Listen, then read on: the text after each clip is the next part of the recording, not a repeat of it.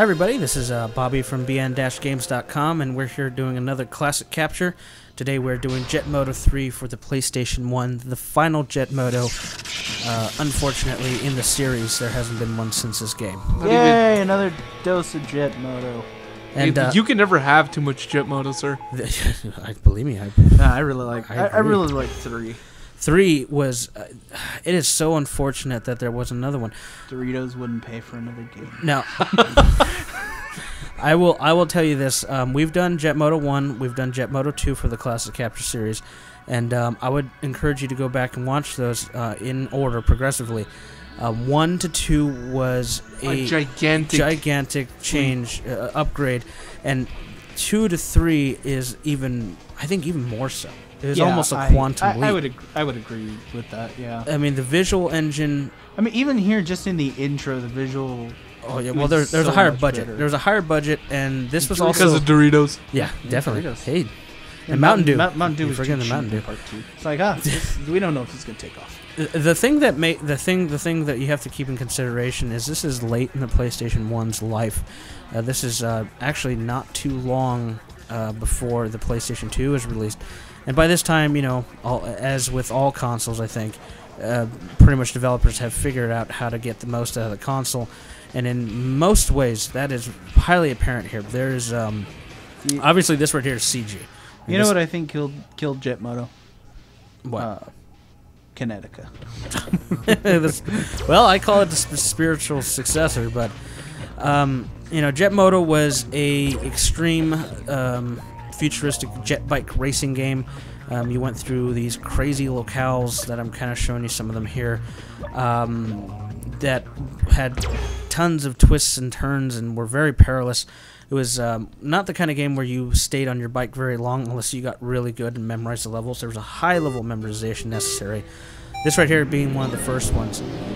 This was also the first one to implement the Grapple, where you actually controlled it. Yeah, that's true. It wasn't, you know, an optional thing. Or I mean, it was an optional thing. It wasn't like in 2 where it just grappled you automatically. Here, you kind of had to know, okay, I grapple, hold, and then let go at a certain point. Yeah.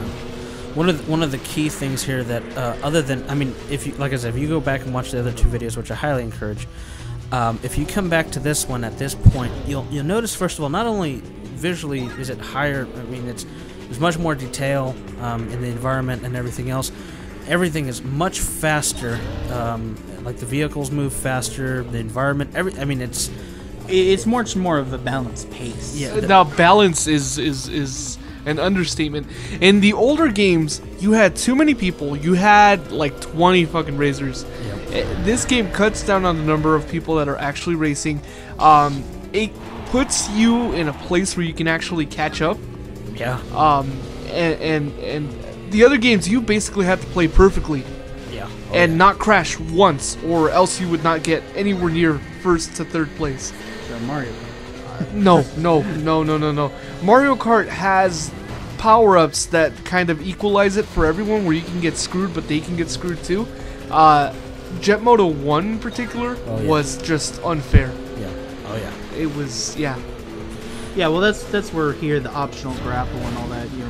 Well, you're seeing the optional grapple. The optional grapple was actually exactly the same in Jet Moto 1.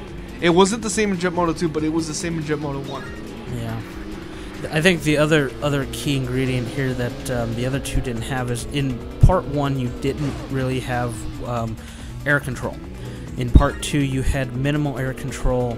You could kind of twist the bike in the air and stuff, and you could do like minute tricks and stuff like that. Here, everything was just completely overhauled. I mean, you could twist the bike in pretty much you could just like right there and continue racing. Also, in this one, there's a stage that is basically a giant skate park. Oh yeah, well, that's going to be at the end of the video. You know, one last thing that they added that the other 2 didn't have is Replenishable Turbo. Oh yeah. The first 2 had it so where every time you left, it would replenish. This replenishes as you're going, regardless of where you are. Yeah. So that helps a lot. I think one of the major things that should also be said here is the track design is actually it benefits the speed of the racers, because for example, in Jet Moto 2, in our video, I did the Heaven and Hell level called Nebulous. That level was just built to punish you. This game right here, these tracks really are cornered and contoured, so if you are skilled enough and know what you're doing, you can actually get the most out of it. And but even if not, the turns are nice and wide with like enough of a banking where even people not so skilled can get through pretty easy. Yeah. Where some of the older games, I mean, you get some hairpin turn, and you're just screwed.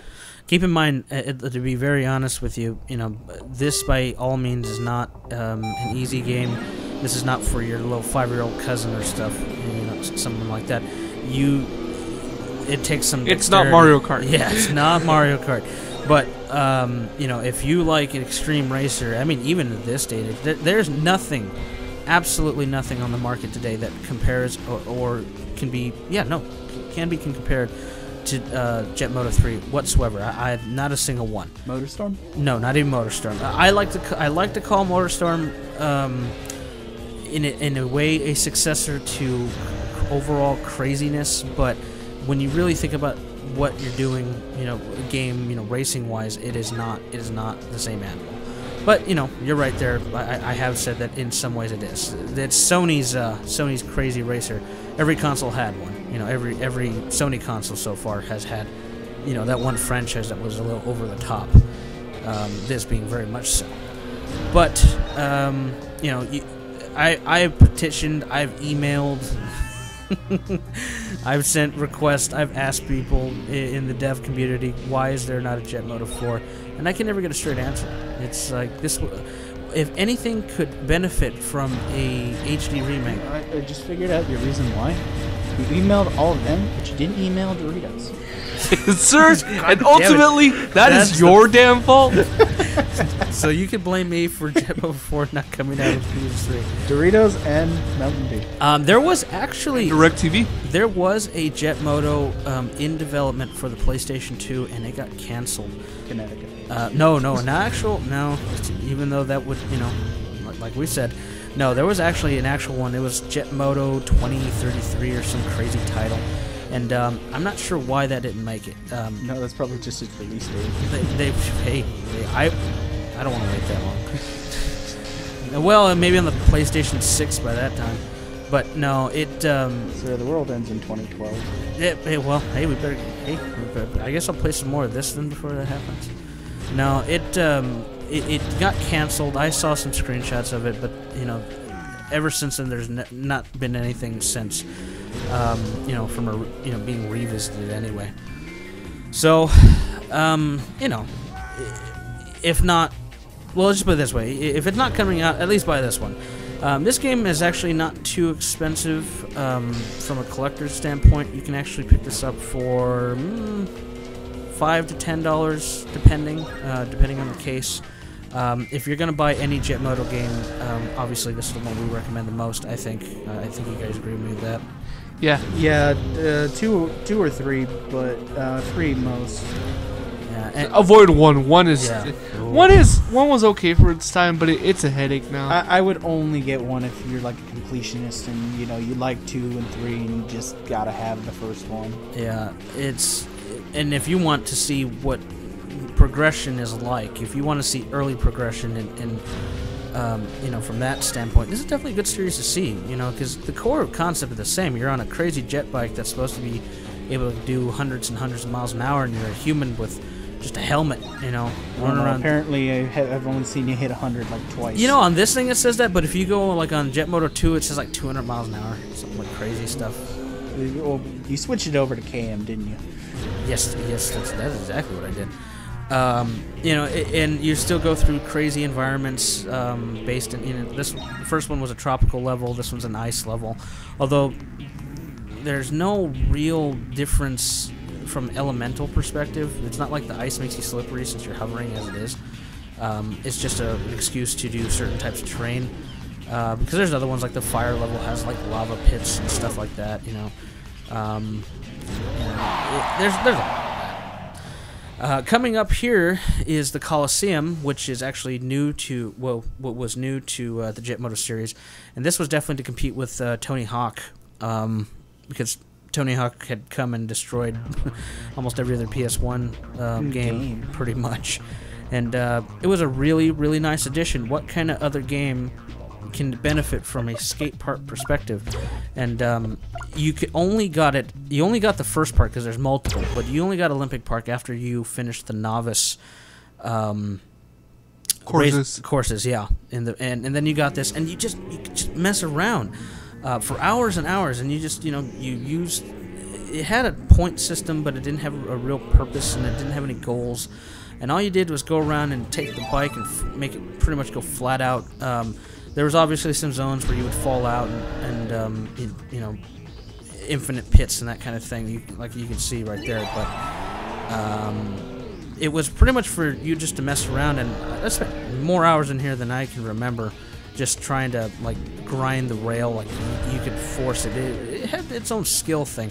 And then you consider how big the park is relative to your bike, versus what you would think of a regular skate park and that kind of thing.